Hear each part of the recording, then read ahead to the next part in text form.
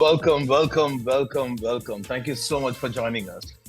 I'm Lux Narayan, co-founder and CEO at StreamAlive. And for those of you who just joined us, do us a favor and type in the chat as to where you're joining us from. So where are you sitting today? Literally, where are you sitting today? Your city, your country? Just put it in the chat. Beautiful, beautiful. Thank you for kicking it off, Will.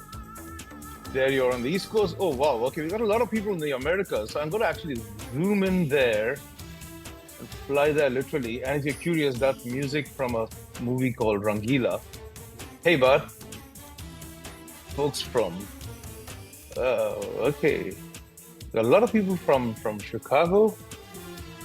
Nice. All right, I'm going to zoom out a little bit. Got people here. Got people in the West Coast. People from Fremont.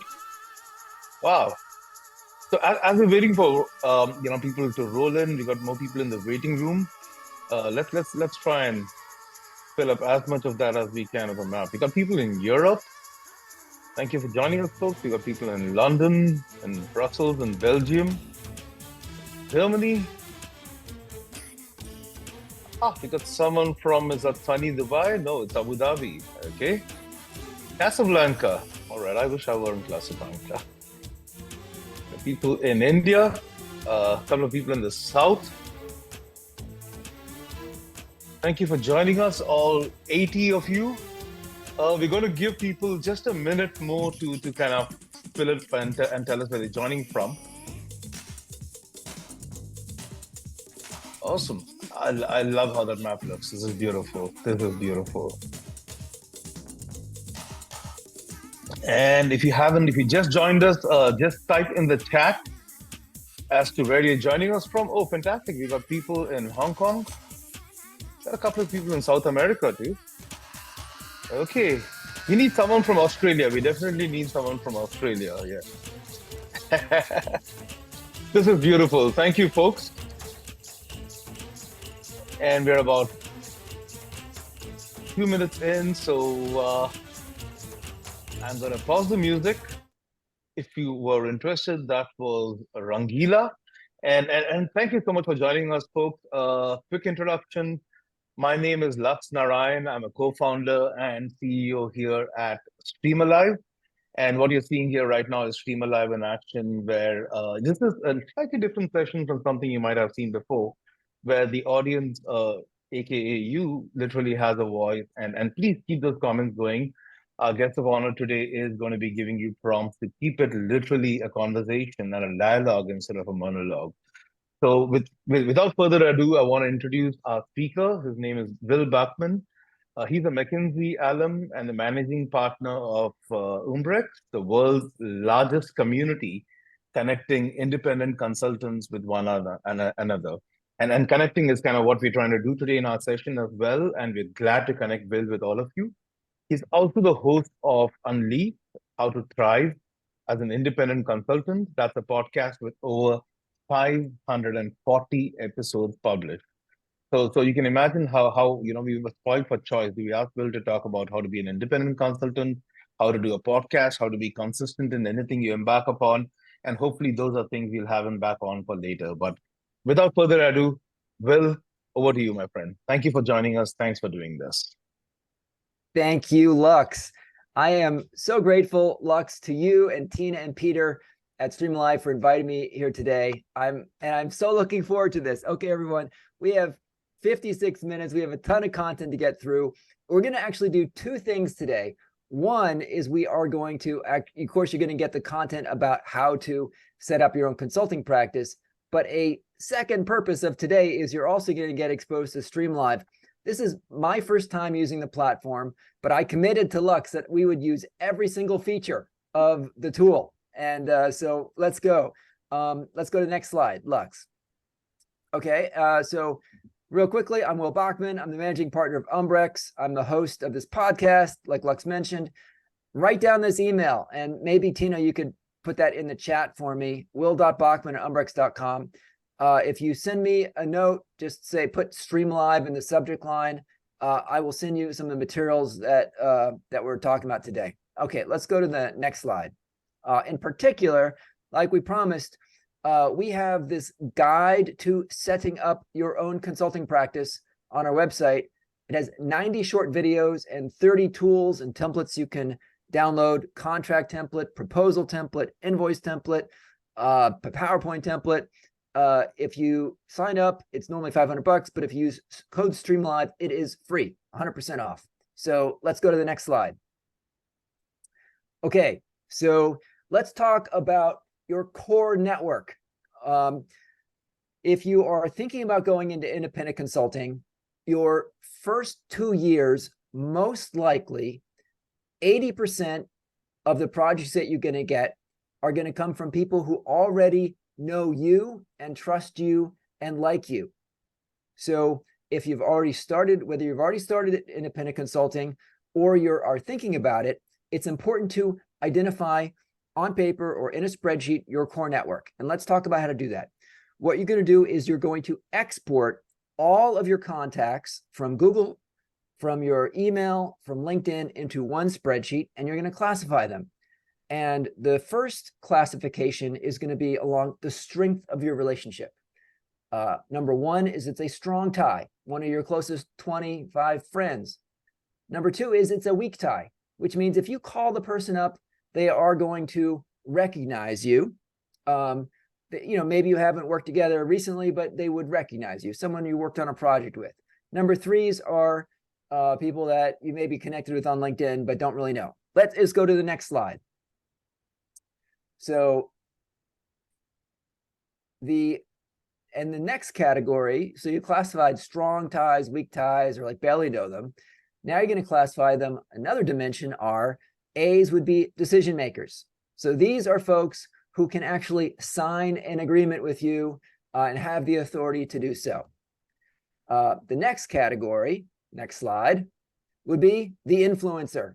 Those are people who could introduce you to a decision maker, which could be an attorney, an accountant, or it could be someone who's on the team. So perhaps the VP of strategy has the authority to sign an SOW, but the associate on the team, the director on the team might be able to introduce you to that VP of strategy. So influencers. And the C's, let's go to the next slide.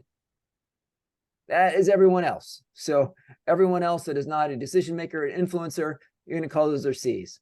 And then your core network are going to be your influencers, your decision makers, your strong ties, and your weak ties. You want to identify those people. And the important reason for doing that is when you're thinking about what to focus on with your independent consulting practice, you cannot necessarily just do anything you want, like focus on any topic you want. What you should think about is first, who knows you and how can you serve those people? Because they're going to be the ones that are most likely to get you a project. When you're starting out, you're probably not going to get projects just from LinkedIn, from the internet, or from people finding your website. It's probably going to be people who already know you. So let's go to the next slide.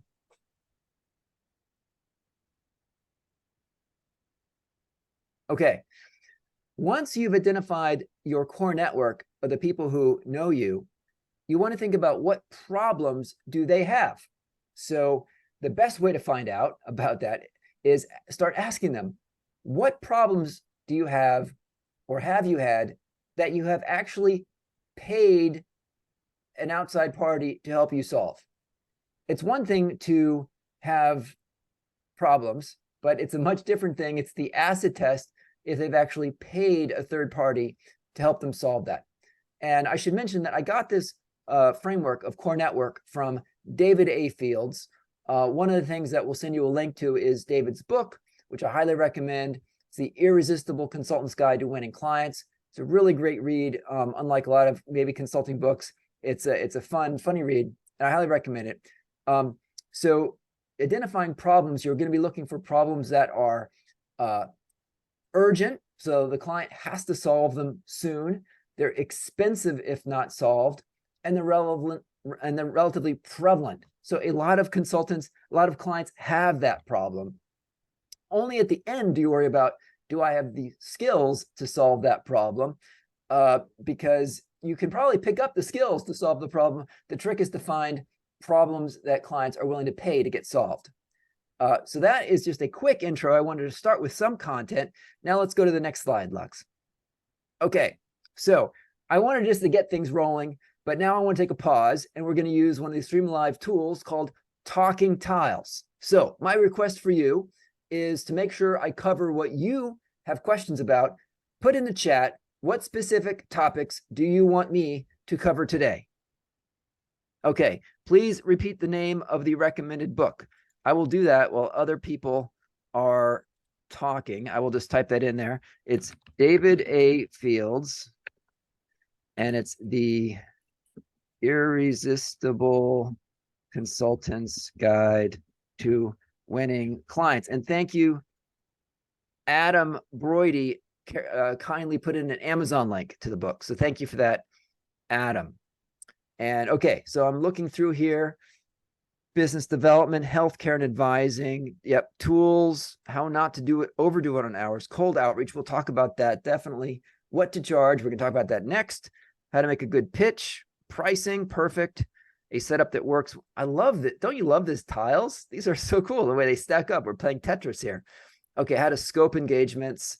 How can I demonstrate that I am better than existing vendors? And we're gonna have this full chat, and we will send these out. So if I don't answer all of these questions, and we're losing at testers here, then I have a lot of these answered in various of the 540 podcast episodes that we've done so far. Okay, how to market yourself best. All right, I think I have a sense of it. So keep those things going. And two, continue putting things in there because we'll continue recording them. I'm going to keep going with the talk so you keep getting some content. But if you haven't already put something in the chat, go ahead and do that. So we can make sure that all your questions get answered. All right, let's go to the next slide. Okay, so fishing line. This is a David Fields concept that I learned from him. And I have a whole podcast episode I did with David on this one topic. I'm going to spend just 1 or 2 minutes on it now. So you've already done this exercise now. You've identified your core network. And then you've identified what problems your core network has. So now you want to get to the point of how do you express what your firm does? And here is the mistake that many, many consultants make. I'll ask consultants, and I speak with several hundred, 500 or more consultants per year, 2 or 3, 4 a day, right, about their practice. And some are very, very sharp at what they do. But you talk to some consultants and you say, what do you do? And they say, well, I'm a McKinsey alum. I do strategy, and I do operations, and I do some org design work. I also do some marketing. And I work mainly in high tech and pharma, and I do some public sector, and I do the energy industry. Now, who could repeat that or remember that 6 months from now? Not me. I could not. So some people, they try to have a very broad target so that they don't miss anything. But the challenge is it's completely forgettable. It's completely forgettable. So if you want to be memorable, you have to have something that you can hook your fishing line into, that you can hook onto. So you want to be as sharp as possible and have as few ands as possible, preferably none. So one way to express what you do is not to say how you do it, but to say who you serve and what problems you solve for that person, or in some cases, what aspirations you hope that they achieve. And again, we have a whole episode on this, but just to give you a couple examples that I will just make up off the top of my head, you could say, I work with, it's a nice way to start, I work with chief financial officers at mid-market PE portfolio companies who are seeking to capture the full value of their SAP implementation, right? Or I work with chief operating officers at manufacturing firms that are seeking to capture the full value of a lean ops transformation. Or I work with, heads of sales who are seeking to, drive performance with better engagement of their CRM system, something like that. You could also make it more aspirational. So I work with CEOs who are aspiring to build an effective top team, something like that. So the sharper you can make it, the more specific you can make it, the more memorable it would be. Okay, so now let's turn it to you. Let's go to the next slide, Lux. And here is a wonder words. We're going to see wonder words. Let's now put in the chat, what is your fishing line? So give it to me now. Ideal one would be about 15 words, plus or minus. It's I work with or I serve, and as specific as possible, like the title, the type of company, and then what is the problem that you work on? So let's see a few fishing lines. Go ahead and give it to us in the chat. Okay, so Maureen says, we work with emerging biotechs so that patients can access new therapies. All right, so for Marines, I might think about rephrasing that, Maureen. So you're kind of getting an outcome. It might be, same content, but we work with emerging biotechs that are seeking to ensure patient access to their therapies. So just like slightly twisting it more perhaps on what is the thing they're struggling with or they're trying to achieve. And I help companies do magic with their operations. Okay, so for that one, Rye, that's a little bit too generic. Like saying I work with companies is just saying I serve anybody. So maybe try to narrow it down to, is it, mid-market, lawn service companies, right? So like companies is too general, I'd say. It's like saying I serve anybody in the whole universe. So we work with construction and healthcare companies to deliver spatial technology R&D projects. Okay, that was Borslav. Again, for that one, that's kind of a very focus on you, like what you do, as opposed to the benefit that you provide. So it might instead be something like we work with construction companies that are seeking to reduce their costs of their operations through a better technology of utilization, something like that. Like focus more on the outcomes or the benefits or the aspirations. And I'll do a couple more here. So Frank says I help to revitalize and speed up company transformations. Again, that one feels a little bit too spread out, a little too generic. Like it doesn't really tell me about what type of company or what type of functional transformation. So see if you can get that one a bit more specific, Frank. And then let's see, I help successful professional men find peace and confidence at home with his wife, all his family, his children, his friends. Okay, so Mike, that really he's niched down. I mean, he's gotten pretty specific about what he does and who he helps. And you want, by the way, 98% of people to say, that is not for me. What you offer, that's not for me. If most people are saying that's not for me, that's a good thing. That's a sign that you've got it niched down. If more than 50% of people say, yeah, my company could use that, you're probably not getting it specific enough. So I love the word cloud here. So you can see this makes it kind of fun and interactive. So let us keep going. So keep those fishing lines coming. We'll have a complete record of those. And I love to see these, but let's keep going with the slides. Okay, so several people asked about fee structure and about fees. So we're going to get into that now. After I think I have one or two slides here first. So the naming of the firm. So you've come up with who you serve and your fishing line. So the next step is to name your firm. We have a whole resource on this on our website. We'll include a link to that when we send out the email. And we asked 250 independent consultants who are members of Umbrex and our broader community of Vertex how they named their firm. So we have 250 stories of how they did it. And we broke it down to 5 or 6 major categories of what people do. Some people name a firm after themselves. So before I had started Umbrex, I had my own independent practice called the Bachman Group. And my name is Will Bachman. So that was not the most inventive. I actually kind of recommend against naming a firm after yourself.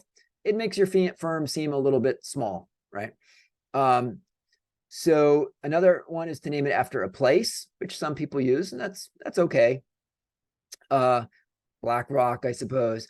Another way to name it is after the functional area you serve or the industry you serve.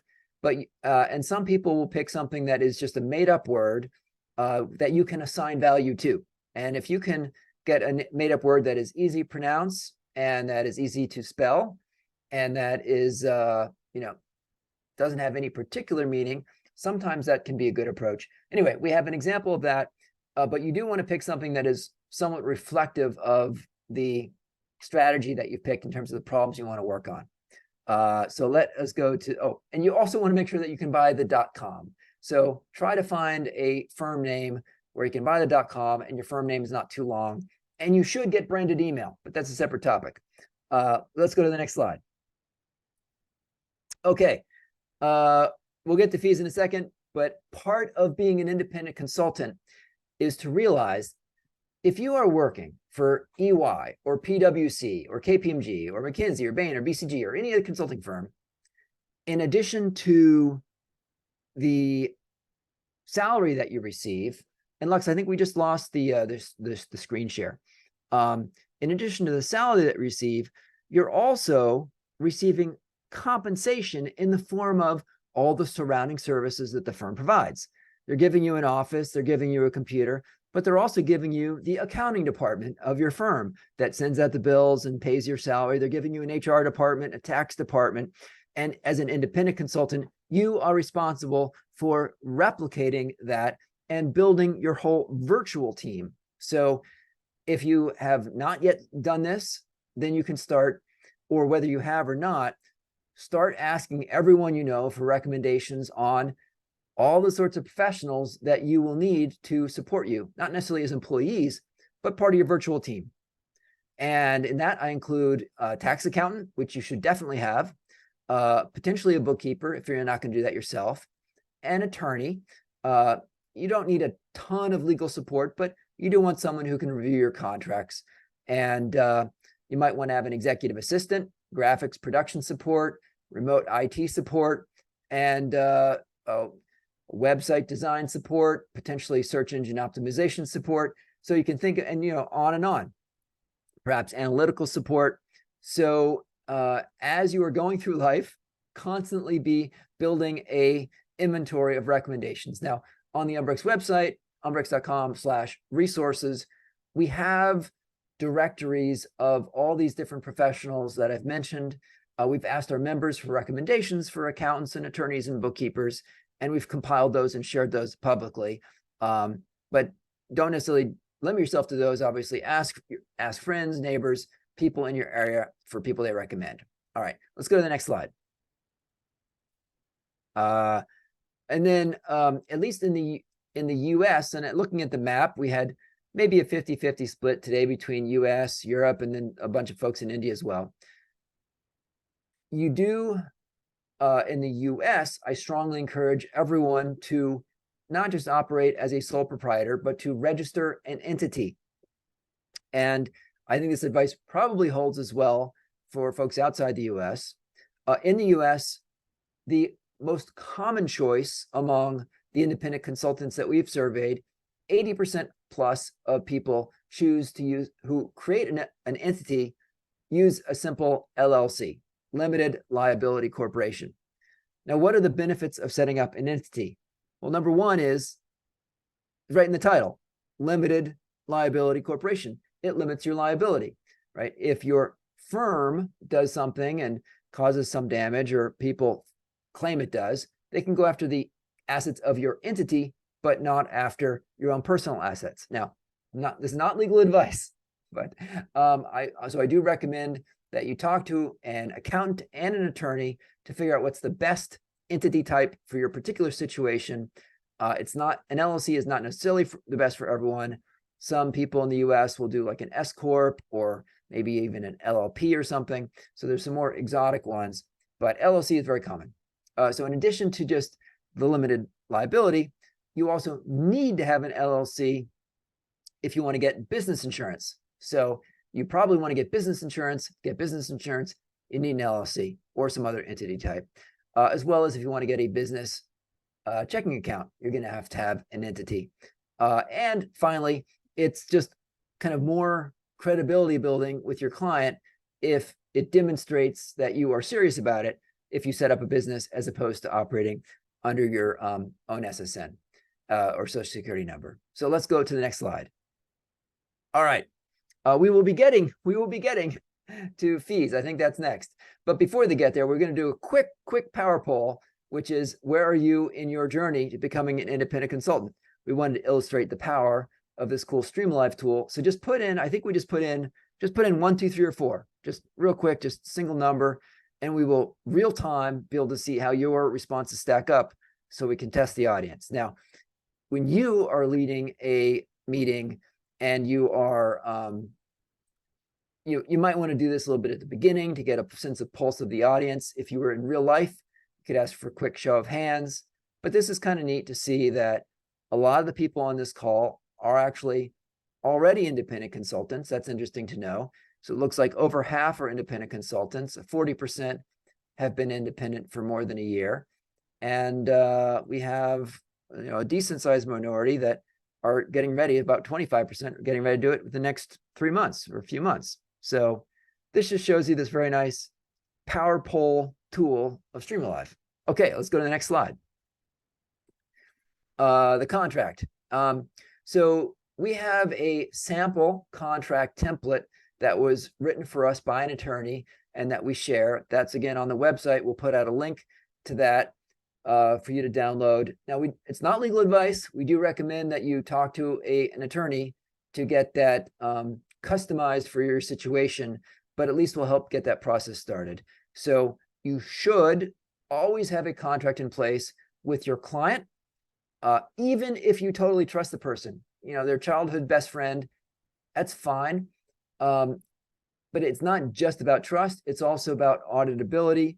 If you get audited, you may be asked, where did all this revenue come from? You want to be able to show contracts that match up with each bit of revenue.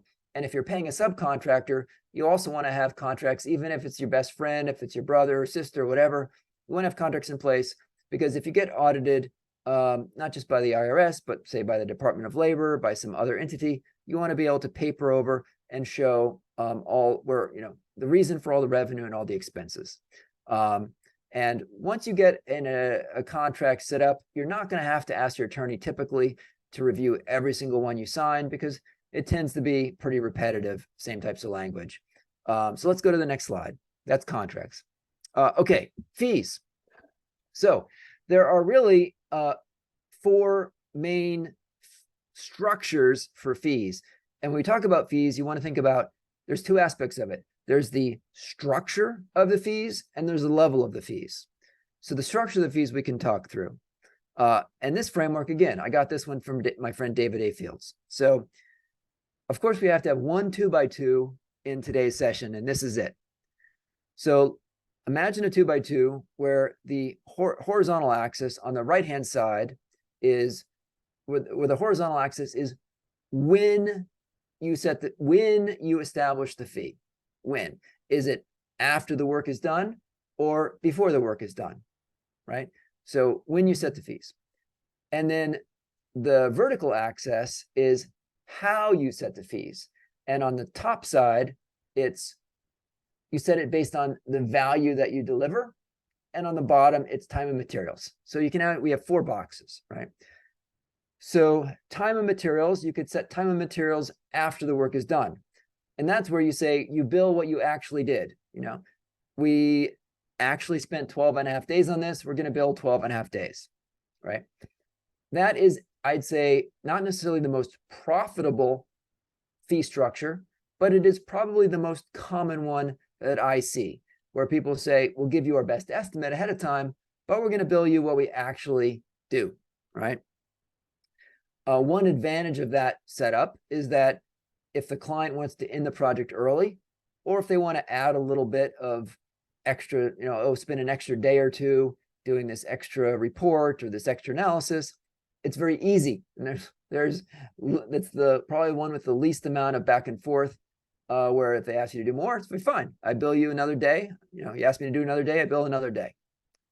If you do time and materials ahead of time, where we say, we estimate this will take us 13 days, we're going to bill 13 days, whether it takes us 10 or 15, it could be more profitable for you. if you end up doing it in 10, but it could be less profitable for you if you end up doing it in 15. Sometimes clients like that approach because it limits their, limits the fees they're going to have to pay. But on the other hand, it could get into issues of scope creep where they ask for a little bit more, and you feel it's maybe outside the scope, but you feel kind of pressured to do it anyway. Now let's go to the next slide. So here we have, by the way, a bricklayer kind of person doing some time and materials work. Next option would be a fixed fee based on value delivered. In this case, you don't talk about, we can go, fixed fee. Under fixed fee, you talk about value delivered, where you're not worried about how many days it's going to take, right? It could take you 20 minutes, it could take you 20 days, but you work with the client to say, what impact are we expecting to receive from this project? And you try to build it up from first principles. Okay, we're working to improve customer lifetime value.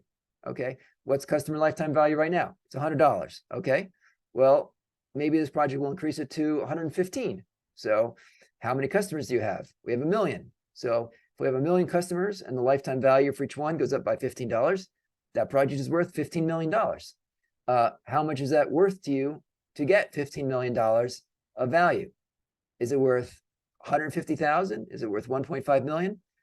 You can think about what percent of the total value that you create should the client be willing to pay, and then you can fix that fee ahead of time. So that would be discussing based on value instead of based on time and materials.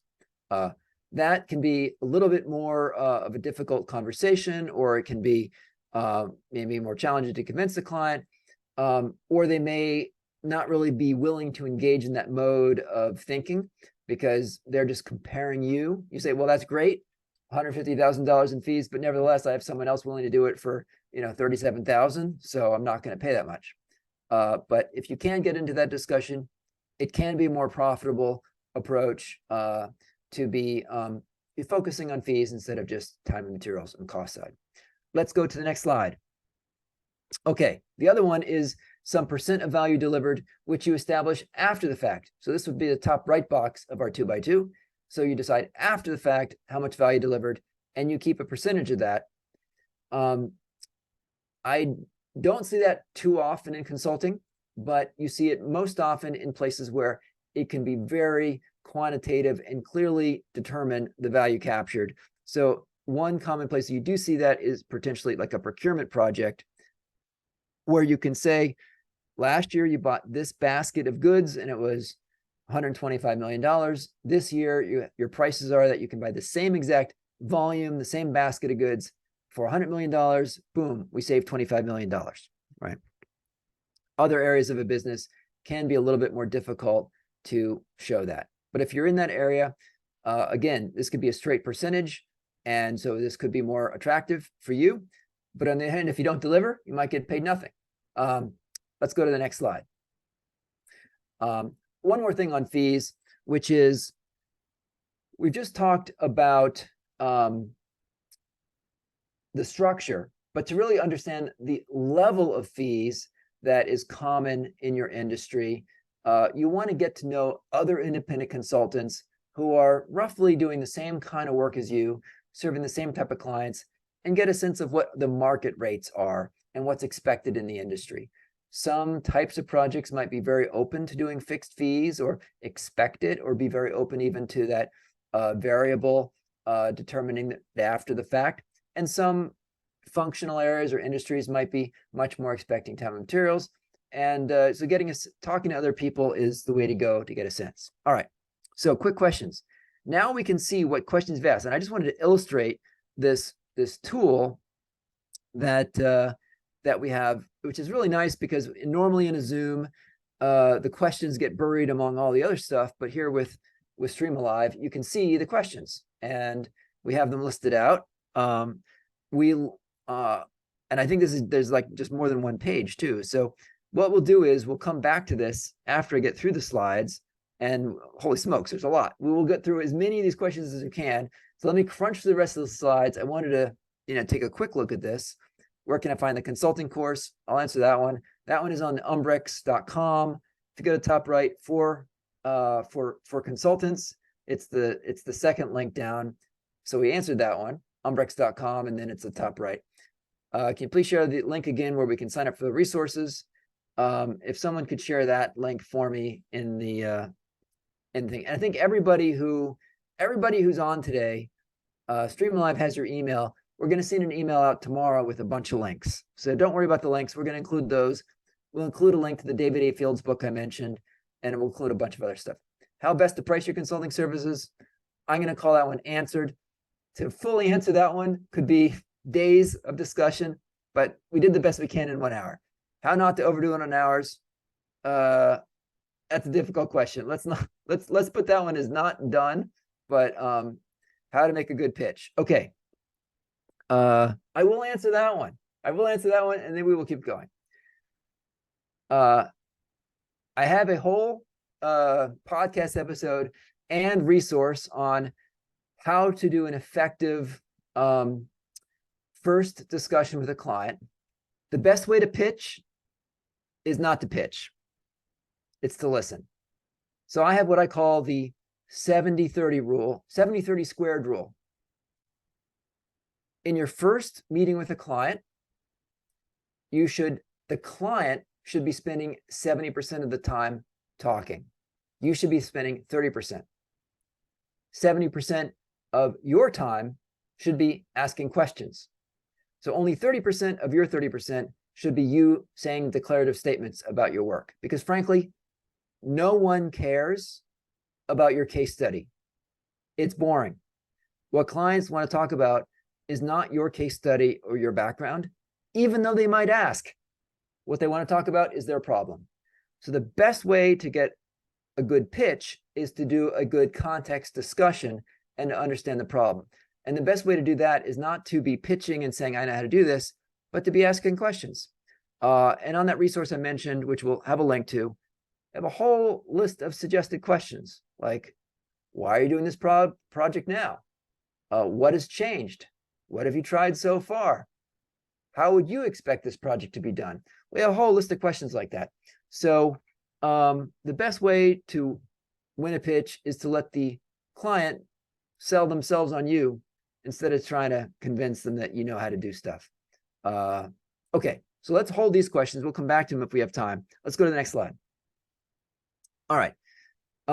In setting up your firm, you're probably going to want insurance of several types.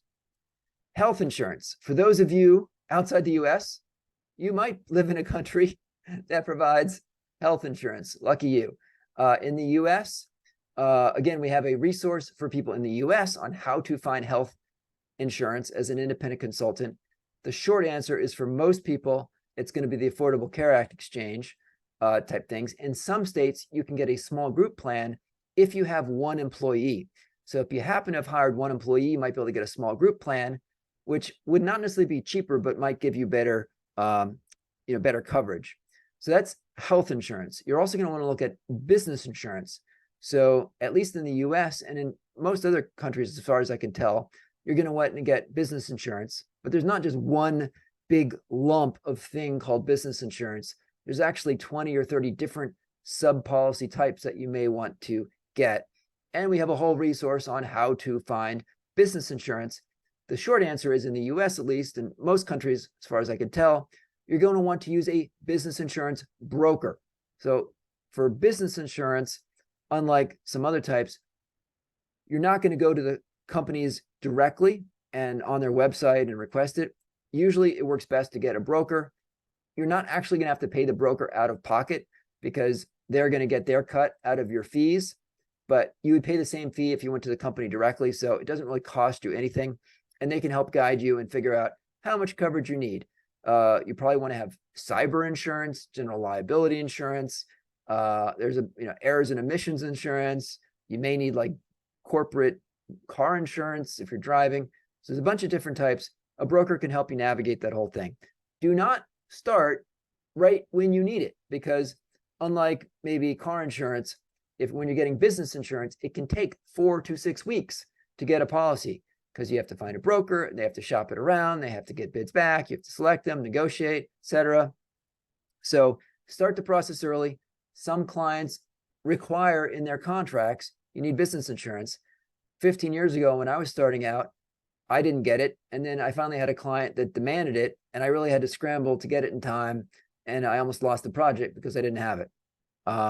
So if you don't have it and you do find yourself in that situation, you can reach out to me. We could think about, partnering up where you might do the project under the banner of Umbrex, for example.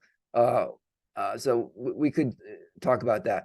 Okay, let's go to the next. So we talked about business. Oh, you should also get life insurance, by the way. And I recommend just a plain vanilla term policy. But you might want to look at life insurance as well as disability insurance. You're no longer working for a corporate. If you get injured, you're going to be in trouble if you can't work for a while. So you might want to get disability insurance. Taxes.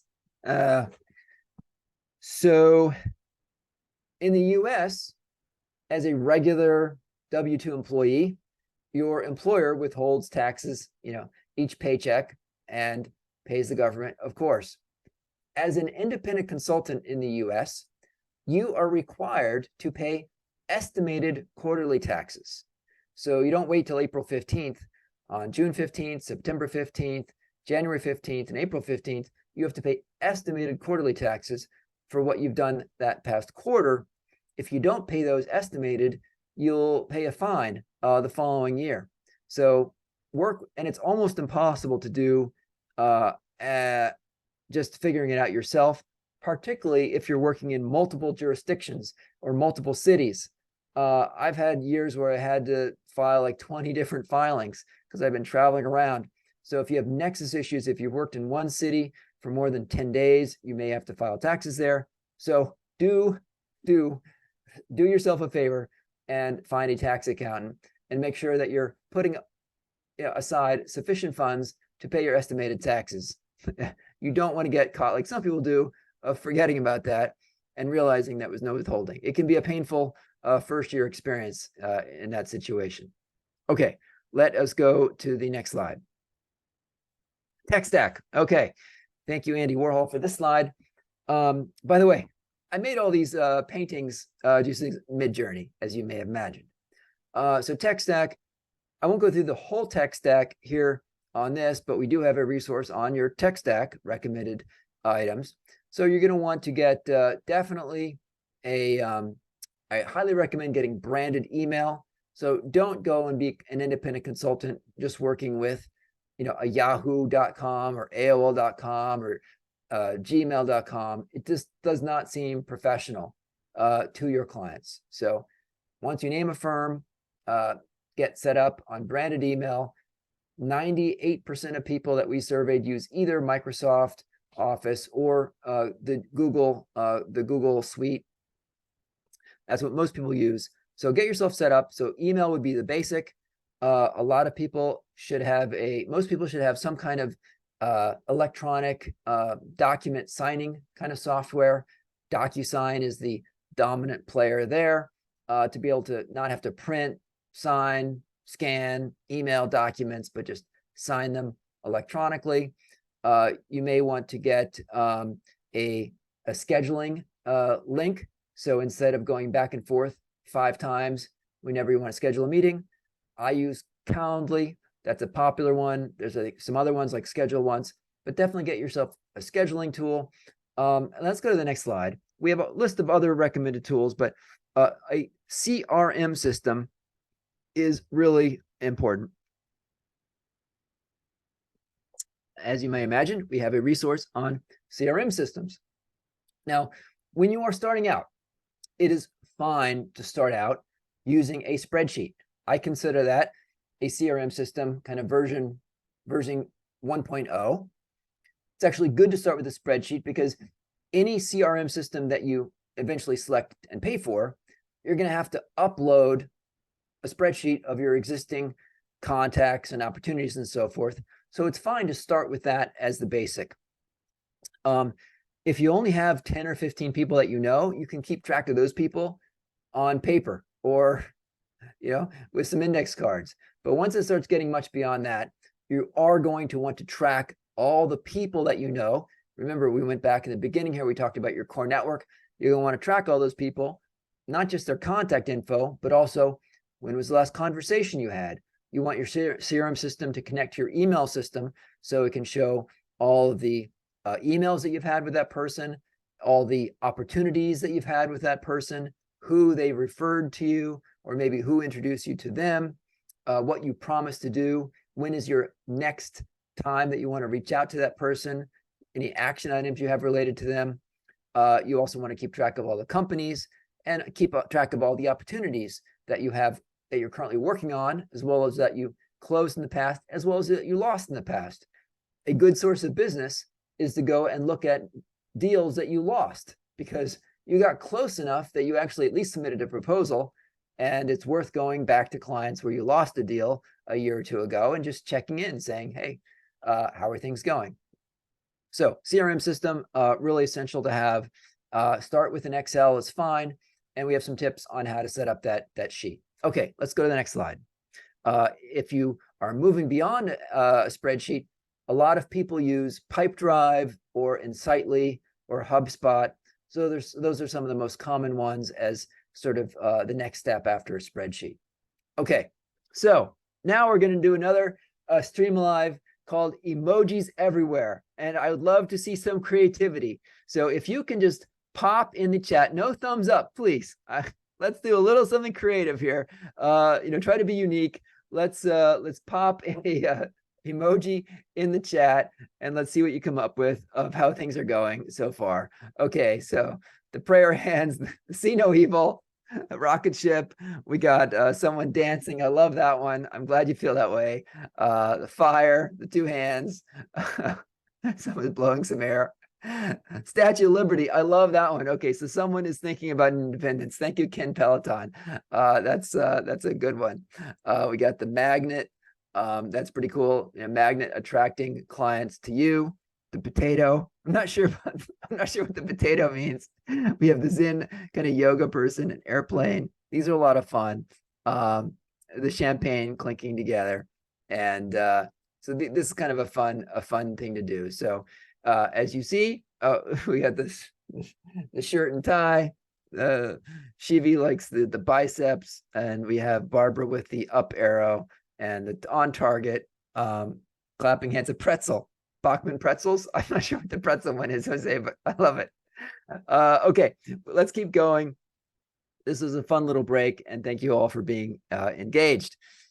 So now let's get into marketing collateral, and I have like 12 minutes left. Oh, I want to say something. We're coming up at the top of the hour. There's 130 people here.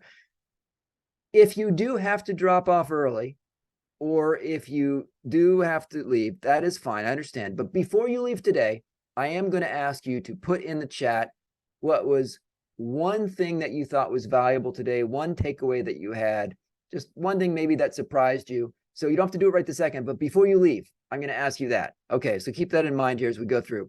All right, marketing collateral. So business cards, a little bit of like a ripped thing there. It doesn't exactly look like a business card, but it was the best that Monet could do on short notice. I do recommend having business cards. People don't ask for them that often anymore, but it's nice to have if you do use them. I recommend, what is it? Not, the name is forgetting me. What's Mom? No, what is it? Lux? No, Moo. Thank you, Moo. Moo. Thank you, Akshi. That's the one I was talking about.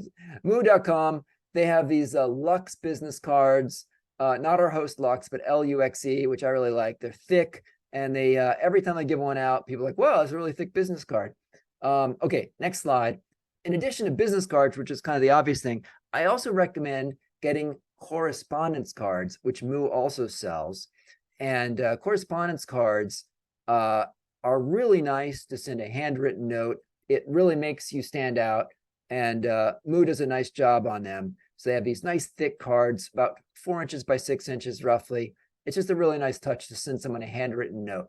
Okay, LinkedIn profile. So we don't have time here to go through a full LinkedIn profile review, but we do have a resource on how to optimize your LinkedIn profile for independent consultants. I'll say a couple things about that. First is the photograph. So you should spend roughly, well, here's what I used to say. I used to say the following: for every, take the salary that you want to earn and divide it by 1,000, and that's how much you should spend. So if you want to be making $100,000 a year, spend $100. If you want to earn $500,000 a year, spend $500 on your photo. Get a really professional headshot for LinkedIn, right? Nice clear background, you dressed up, looking professional, smiling at the camera. There are now some AI tools. Maybe someone can recommend one in the chat. I forget the names, that you can take just like a regular couple of headshots with an iPhone, upload them, and then get a professional looking headshot. You could try that approach. So we have some people putting that in there, but get a professional headshot. Next thing is your title. So you don't want to just say independent consultant, right? That is like going to a bookstore and seeing a book on the shelf and it says nonfiction book on the spine. You might not take that off the shelf. It's kind of generic. When people are looking at a search results on LinkedIn, just go on LinkedIn and do a search and see what the results are. You see the person's name, you see their headline, and you see their photo. And I think that's it. So that is your chance. So you got your photo, your name. Don't put like a whole ton of initials after your name unless it's super relevant for your industry. Definitely don't put comma MBA. People just, you shouldn't do that. But your headline is important. You could use your fishing line for your headline, right? So instead of saying strategy consultant or president of the Bachman Group, which wouldn't mean anything to anyone, you could use your fishing line there. Or you could put your mission, which is what I do. I think my current LinkedIn headline says something like, my mission is to help independent professionals thrive. You know, something a little bit out of the ordinary, perhaps. So work on your LinkedIn profile. That's more important than your website. It's more important than any other collateral, as far as I'm concerned, in today's world. Let's go to the next slide. Okay, website designer. Again, LinkedIn, way more important than your website, particularly when you're starting out. But if you do decide to build a website, we have a resource where we got 100 examples of websites of independent consultants. We put them all, we have a whole array of those with some best practices. And we have a list of pages of, here's the pages that you should have on your website. And here's some pages that are sort of optional. I won't get into that now because we have like 8 minutes left, but we'll give a link to that resource as well when we send it out. Next slide. Okay, project list. Another piece of collateral that you should have is a list of all your projects. So whether you're independent now or you're thinking about it, you should make that list. It can be sanitized or unsanitized. It's a very helpful exercise, number one, to help remind you of all the stuff you've ever done. And it will come in handy when someone asks you, hey, do you have any experience in, you know, like auto industry, retrofit, you know, implementing, you know, something in this industry? You'll be able to quickly pull those bullet points off of your project list and respond much more quickly. So it's a good exercise to do that. Next slide.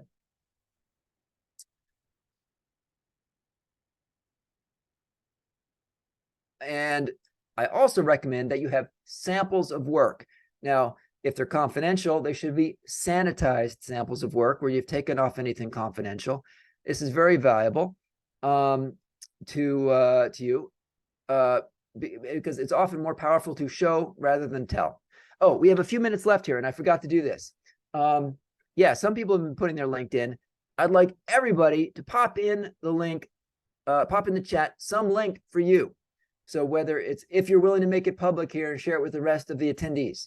So pop in there your LinkedIn URL, or if you have a website, pop in your website.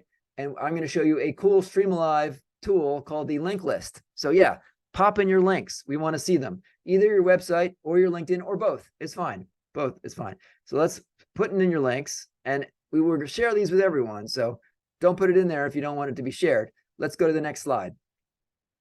All right, proposal template. Someone asked about proposals. I won't get into it now. We do have a resource on proposal templates. We have a proposal template you can download for free, along with some tips on how to write a good proposal.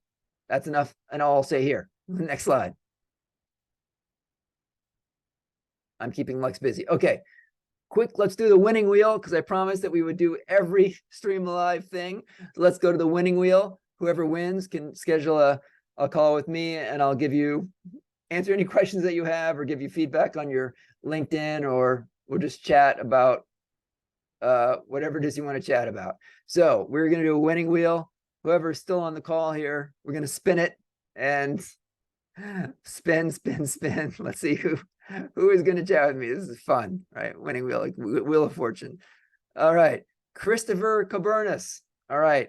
So Christopher, you got my email, or it's will.bachman@umbrex.com. Send me a note, Christopher, and I'll be happy to chat with you. We can, whatever you want to talk about, whatever questions you have. That was fun. Okay, next slide. So you can do the winning wheel.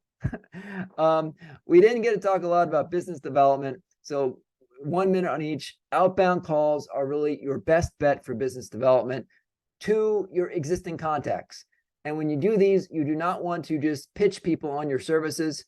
You're doing these to be, you want to be authentic, and you want to check in with how are they doing? Like, what is new in your universe?